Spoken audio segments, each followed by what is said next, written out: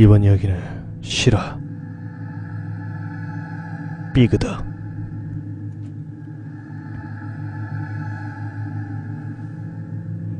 이야기는 지난 1999년 어느 늦은 여름으로 거슬러 올라간다.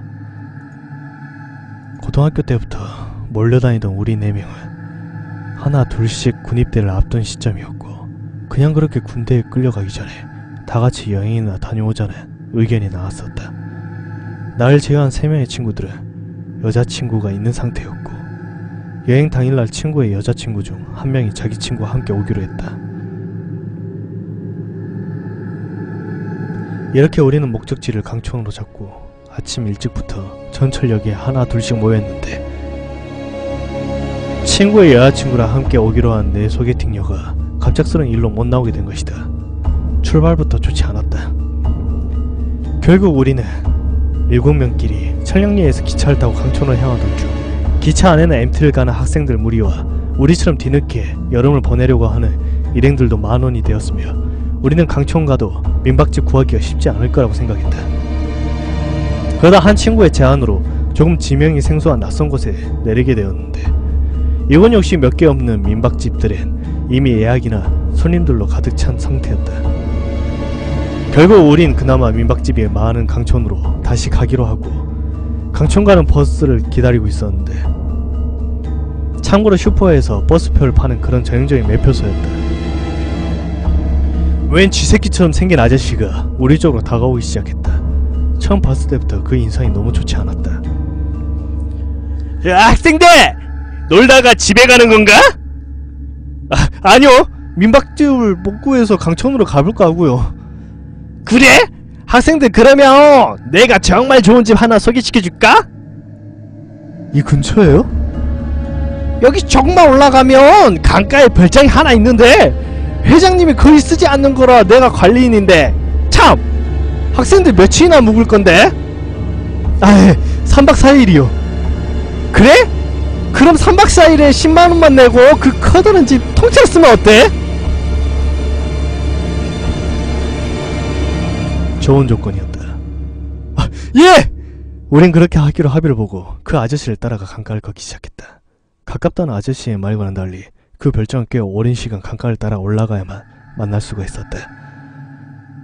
강이 훤히 내려다 보이는 곳에 위치한 그 별장의 주위에는 인가가 하나 없이 그냥 홀로 그렇게 서 있었다. 일단 방문을 열고 들어가자 1층은 커다란 거실이 있고, 거실 양끝에는 방이 하나씩 있었다. 그리고 오른쪽 방 앞에는 2층으로 올라가는 나선형의 나무 계단이 그러기 있어서 2층과 통하게 되었는데, 2층에 올라가면 역시 양쪽에 조그마한 방들이 하나씩 있고, 그 방들 사이에는 나무로 된 바닥에 발코니가 있었다. 외국 집들처럼 천장이 매우 높은 그런 형태를 생각하면 된다. 이 발코니에 서면 1층의 거실 절반 정도가 보였다. 생각했던 것보다 집도 크고 깔끔해서 관리를 잘한 탓인지 얼마 전까지 사람이 살았던 것 같았다. 이런 횡재에 함께엔 일행 모두가 기쁜 표정 역력했고, 우린 그 쥐새끼처럼 생긴 관리인 아저씨께 다시 한번 고맙다는 인사와 함께 민박비 10만원을 선불로 건네주었다. 그리고 아까 처음 만난 슈퍼가 아주머니가 하고 있다는 설명에 맥주 한 박스를 부탁했다. 우리는 1층의 왼쪽 방에는 남자들이 짐을 풀고 오른쪽 방에는 여자들의 짐을 풀었다. 그리고 좀 차갑긴 하지만 강가로 몰려가서 신나게 물놀이를 즐기다가 맥주를 배달해온 아저씨 덕에 삼겹살에 시원한 맥주를 마시면서 그렇게 첫날을 마무리하는데, 다들 긴 시간을 걸어온 데다가 물놀이까지, 그리고 맥주를 마셔서 11시가 조금 넘은 시간인데다가 하나 둘씩 뒤엉켜서 그렇게 자기 시작했다. 당시 기차에서부터 속이 좋지 않아 술을 안 마셨던 나와 애당초 술을 못 마시는 동욱이의 여자친구 민이라 둘이서 술 취한 여자들을 오른쪽 여자애들 방으로 옮겨놓았다. 그리고는 나도 자리 잡고 누워서 스르륵 잠이 들었는데, 그렇게 시간이 조금 흐른 새벽녘, 갑자기 누군가 다급한 목소리와 함께 방문을 두들겼다. 장기가 밝은 내가 제일 먼저 눈을 떠 불을 켜고 문을 열어보니, 아까 술 안 마셨다던 미니가 정말 겁에 질린 얼굴로 눈물 범벅이 되어 방문으로 뛰어들어왔다. 울면서 남자친구 동욱이를 깨우는 통에 우린 모두가 일어났고 옆방에 있던 여자애들까지 놀래서 우리 방으로 모여들었다. 무엇에 그렇게 놀랐는지 계속 딸꾹질과 함께 훌쩍거리는 미니가 한참 후 진정이 되었는지 더듬거리며 이야기한 내용은 낯선 곳에서 잠이 안 와서 뒤척거리고 있는데 집안에서 이상한 소리가 자꾸 들린다고 했다. 마치 누군가가 맨발로 돌아다니는 듯한. 우리는 혹 이 집에 누가 있나 싶어 방의 모든 불을 다 켜고 별장 구석구석을 다 뒤져보기 시작했다. 하지만 안에서 굳게 닫힌 별장문을 누군가 열고 들어온 흔적도 안 보이고 주방이나 2층 역시 사람의 흔적이라고는 찾아볼 수가 없었다. 방의 모든 문과 옷장 그리고 싱크대까지 모두 뒤진 우리는 아마 미니가 고양이나 쥐소리를 잘못 들은 걸로 마무리했다. 한바탕 소동으로 모두 잠이 깬 우리는 다시 술을 마시기 시작했고 술을 못 마시는 미니는 겁이 났는지 못 마시는 술을 억지로 원샷했다. 술이 채 몇 병 들어가기도 전에 다시 서서히 눈이 감기던 친구들은 역시 서로의 애인들과 어깨동무를 하고 함께 누워서 자기 시작했다. 나 혼자 여자애들을 다시 여자방으로 데려다 눕히자자 그것도 귀찮고 굳이 그러고 싶지도 않아서 조금 좁지만 그냥 벽에 기대해서 잠을 청했다.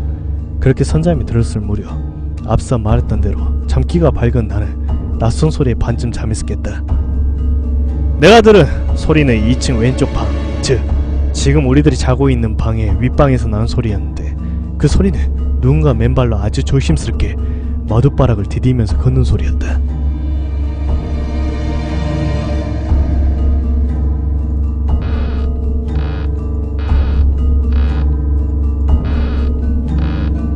순간 내 머리에서 제일 먼저 떠오른 생각은 고등학교 때부터 사귀어온 승환이와 선영이 커플이었다.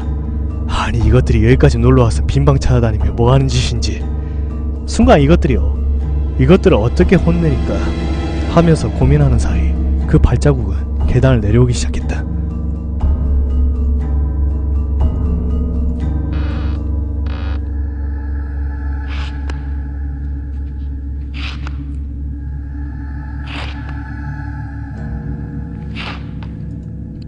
그리고는 계단을 다 내려왔는지 왼쪽 방에서 우리 방을 향해 다시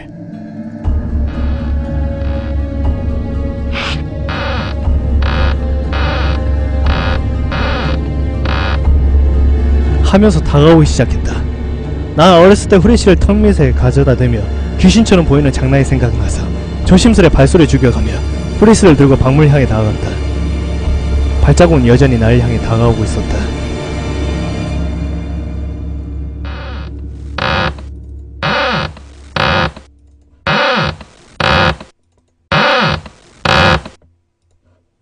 그렇게 내가 오른손으로 방문 손잡이를 잡고 있는 순간 등골이 오싹하면서 불길한 생각이 밀려왔다. 왜 그런가? 왠지 이 문을 열면 큰일이 날 것 같다는 이성보다 몸이 먼저 느끼는 고통이나 두려움 같은. 그때 나를 향해 오던 발자국 소리도 방문 바로 앞에서 멈췄다.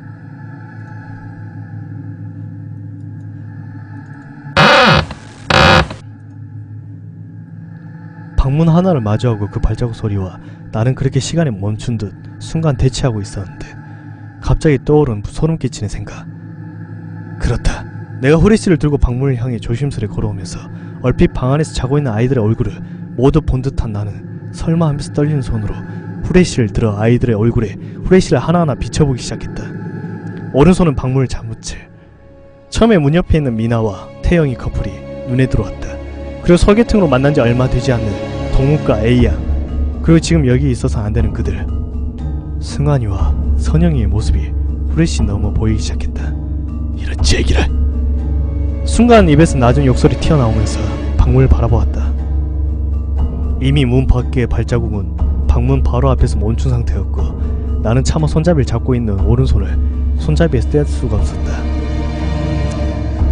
그렇게 사방 아무 소리도 없는 고요 속에 문 하나를 마주하고 그 미지의 발자국 소리와 대치한 5초가 마치 5시간처럼 길었다. 난 너무 긴장되고 무서워서 왼손으로 주머니에 담배를 찾기 시작했다. 왠지 담배라도 하나 빼어 물면 긴장이 좀 풀릴 것 같아서 담배를 입에 물긴 했으나 손이 너무 떨려서 라이터로 불 제대로 붙일 수가 없었다.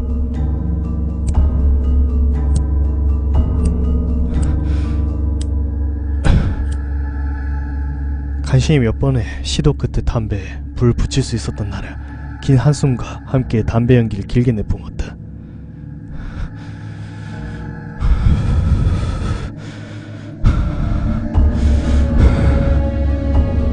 그리고 이때 조용하던 문 밖에 발자국 소리가 갑자기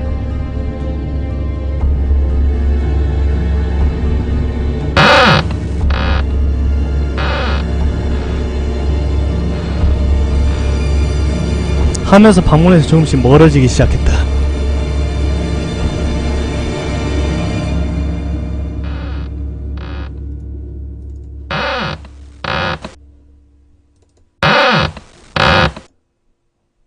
아까운 길 그렇게 다시 되돌아가기 시작했다.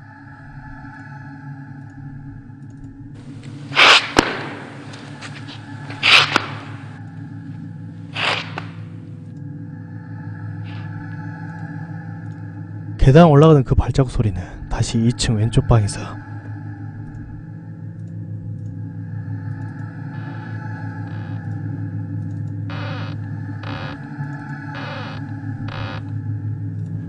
하면서 걷기 시작하는데 그렇게 들리던 발자국 소리가 2층 왼쪽 방에서 들어서자 갑자기 멈추는 것이었다. 내 머리 바로 위에서. 난 차마 고개를 들어 천장을 바라볼 수가 없었다. 물론 2층 방과 우리 방 사이에는 단단한 시멘트의 천장이 가로막혀 있겠지만 나는 그걸 확인할 수가 없었다. 담배 하나를 다 합해갈 무렵 다시 그 발자국은 2층 복도를 걷기 시작했다.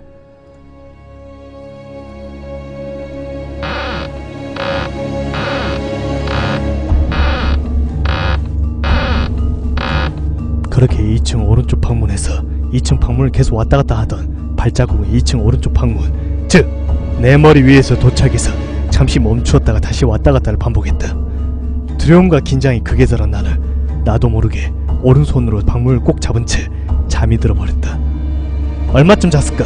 갑작스러운 소동에 눈살을 찌푸리며 눈을 뜨는데 날 제외한 모든 아이들이 다시 일어나서 분주하게 돌아다녔다. 무슨 일인가 했더니 이 새벽에 갑작스레 총등 번개와 함께 장대 같은 폭우가 쏟아지기 시작했다.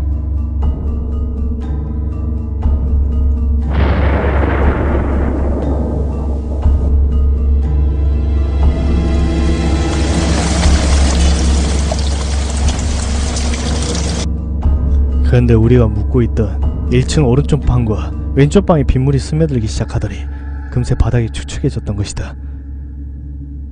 내 친구와 그 여자친구들은 각자 짐을 들고 2층으로 올라갔다. 2층 계단을 올라가자마자 있던 2층 왼쪽 방은 방문을 열자 정면에 커다란 창문이 있고 그 창문 아래에는 벽에 붙은 조그마한 침대가 있었다. 침대 크기로 봐서 아마 아이의 방인 듯 했다. 청둥번개는 순간순간 창을 통해 강가와 절벽의 나무들을 보여주며 비가 그칠 기미가 없이 계속 내리며 이미 잠을 몇 번 설친 우리들은 각자 자리를 잡자마자 다시 잠이 들기 시작했다. 그 중에 사귄 지 오래된 승환이와 선영이는 그 좁은 침대에 둘이 나란히 누워자고 나는 방문 바로 옆에 벽에 등을 기대어 앉은 채로 잠을 자기 시작했다. 시간이 얼마나 흘렀을까? 갑자기 들려오는 여자의 찢어질 듯한 비명소리에 나는 눈도 뜨기 전에 그 비명소리의 주인공이 누구인지 알 수가 있었다.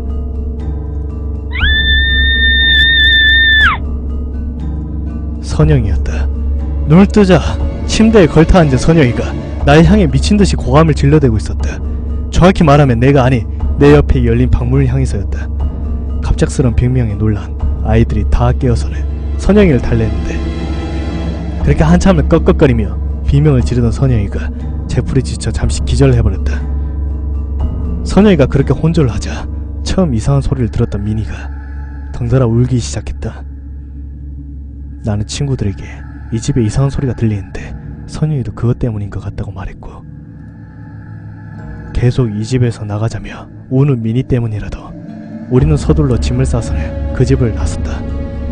다시 그렇게 강가를 따라 버스 정류장으로 걷던 우리는 민박철이라 그런지 새벽부터 일찍 문을 열어 마당을 쓸고 있는 슈퍼집 아주머니를 만날 수가 있었다. 그런데 이 아주머니 우리를 처음 보는 순간 그 표정이 잊을 수가 없었다. 마치 너희가 어떻게 살아서 여기에 왔냐는 듯한. 그러다가 표정 관리를 한 아주머니는 우리에게 무슨 일이 있냐고 물었다. 내 친구 동욱이가 별장이 불편해서 나가야겠다면서 하루치만 빼고 나머지 돈을 돌려달라고 말을 했다. 그러자 아주머니는 아주 담담히 하루치를 제하지도 않고 순순히 10만원을 그대로 돌려주었다. 뭔가 의심쩍었지만 일단 주는 돈을 돌려받고는 슈퍼몰을 나섰는데 아주머니가 뭔가 하나를 물어봤다. 근데 왜 하루만 묵고 가는 거냐고.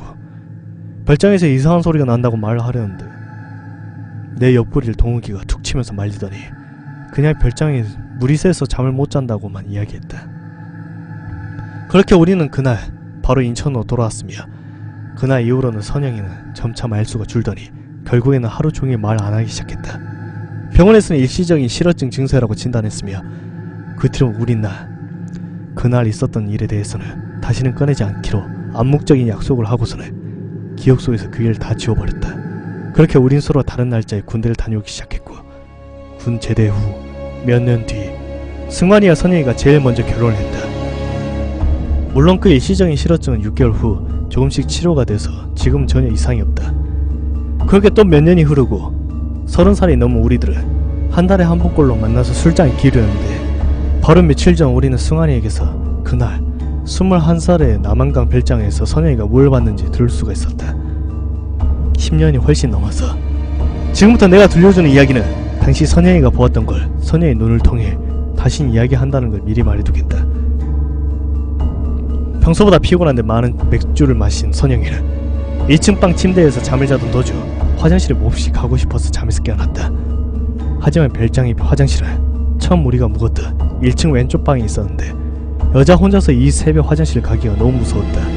그래서 옆에서 자는 남자친구 승환이를 조심스레 깨우는데 깊이 잠들었는지 흔들어도 깨어날 기세가 안 보였다. 그런데 이때 복도 반대편에서 이상한 소리가 들리기 시작했다. 자세히 들어보니 발자국 소리였다.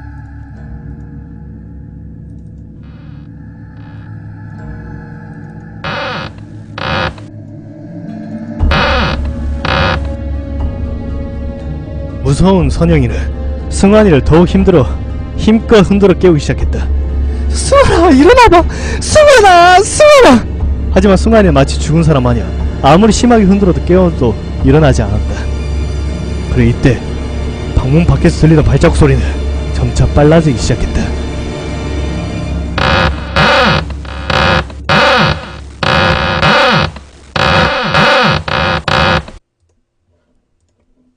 마치 네가 그 녀석을 깨우기 전에 내가 먼저 너에게 다가간다는 듯한. 겁이 난 선영이는 울면서 승환이와 동욱이 그리고 내 이름을 마구 불러댔다. 제발 아무나 한 명만 일어나라고. 하지만 우리 6명 중 그 누구도 그 고함 소리에도 불구하고 마치 시체처럼 거동조차 하지 않았다. 이제 발자국은 거의 맨발로 마룻바닥을 뛰다시피 달려오는데